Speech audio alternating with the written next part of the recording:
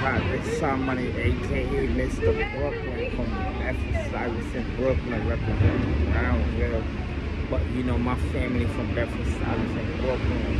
I watch how this thing change out in Bedford-Stuyvesant, Brooklyn. People don't realize, like, when people sit there say Donald Trump this and Donald Trump that, he racist. Everybody in politics is racist. So, people gotta realize, us American people, right? African American, you don't gotta deal with that nonsense. What any of y'all born in the 50s and the 40s and the 30s, y'all was not. Y'all born in the 80s and 90s. You know what I'm saying? Only people talking about all that racist. It's like something. We had better things going on in our life than to deal with all this racist nonsense. There's a lot of racists out here, but at some of the days, I'm not a racist. I'm not nothing. I'm just speaking the facts. I'm not trying to do this video to make 1 million views and make this and that and get all that. I'm just speaking the truth. I'm not into the politics and none of that nonsense. This shymoney, aka Mr. Brooklyn, trying to spread awareness about what's going on in mental health in my neighborhood and without going in Brooklyn. You know what I'm saying? People don't, it's like my videos not getting to 1 million likes like I should. And it's not about the money and about none of that nonsense. It's about the truth. The truth may hurt. One thing my mama and my grandfather always tell me, my grandma always tell me, sometimes when you speak the truth, people don't want to hear about it. People want to sit there and get you just hate. I'm not hating. I'm here to spread awareness about what's really going on in New York City and what's really going on in my city. And if you talk about Miami, talk about all this nonsense. See, more people worry about the P. Diddy cases going on in New York City and then worry about real reality, the facts. That's a man, that man come out of jail, come out of jail and still live a positive life. I said that you got millions of people out here who really starving and really hungry in life. I don't see that now, man. And I don't care. Because at the end of the day, it's not y'all. People who making millions of dollars, like I always felt like they, when P. Diddy and R. Kelly sit there and thought their money gonna talk for them, it's not gonna talk for y'all. But at the end of the day, it's not all about them. It's about what's really going on in America and in New York City. I'm from Brooklyn, New York. My name is shymoney, aka Mr. Brooklyn.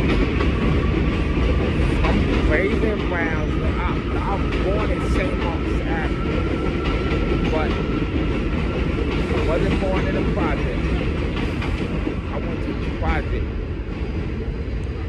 moved to the project maybe when I was like in the 1st grade, so I was like 7, 8 years old, maybe 6. I was young when I first moved to the project. You know what I'm saying? My childhood life was the ups and downs. One thing about my childhood life, I could sit there and say my mama did everything she could do for me. You know what I'm saying? The best she could without a man in her life. One thing, right?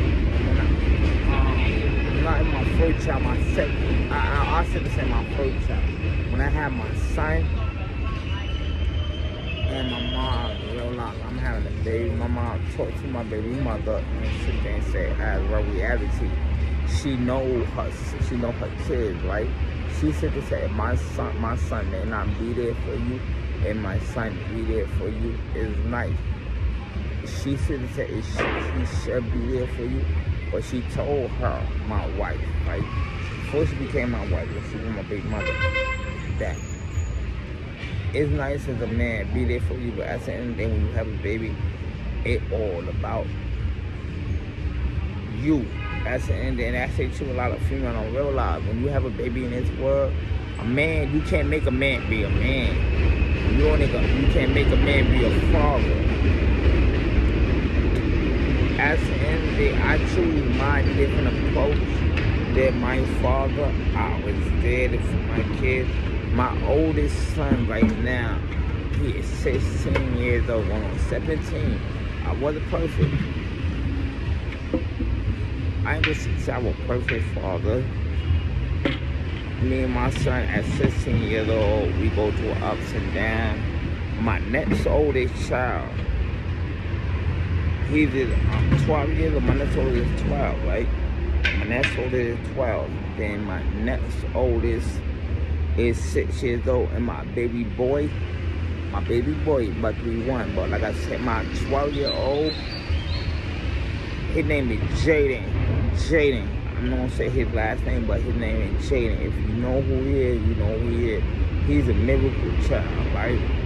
When me and my wife went through having him, the doctor told my wife that my son may not make it. One thing I look at it as his great-grandmother and his grandmother was there for him and prayed down on him and said, hey, you're gonna make it.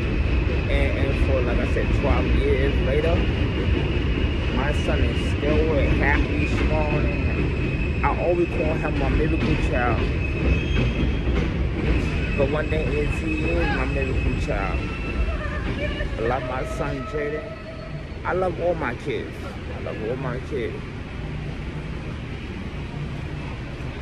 See, one thing people don't realize right there, right? I have 6 kids, right? Biological kids, I have 5 kids. I have 1 stepdaughter. My stepdaughter, 18 years old.